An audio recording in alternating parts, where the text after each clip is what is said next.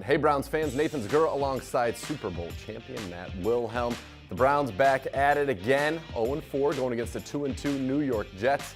And the Jets were a team that was supposed to be 0-4, maybe the Browns 2-2. It's the other way around. What do the Browns have to do to get this right on Sunday? I think as we've talked week after week, I think a fast start, I think taking a lead. Because if you really dive in and really watch who the Jets are and how they've won their two football games, they're a grind you out, ugly football team. They're not star laden like they've maybe been in years past. They're led by Josh McCown, Bilal Powell as an upcoming running back in this league.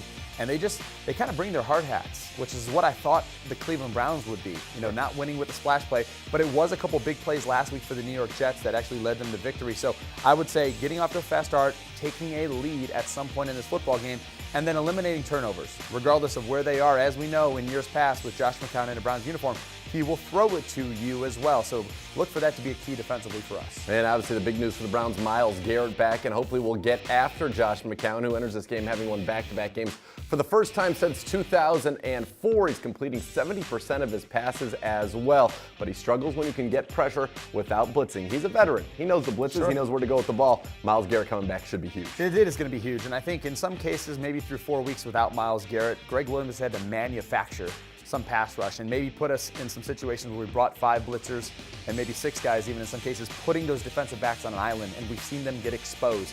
This gives us an opportunity to rush 4. Emmanuel Ogbah on one side, Garrett on the other, as we thought it would be all offseason long.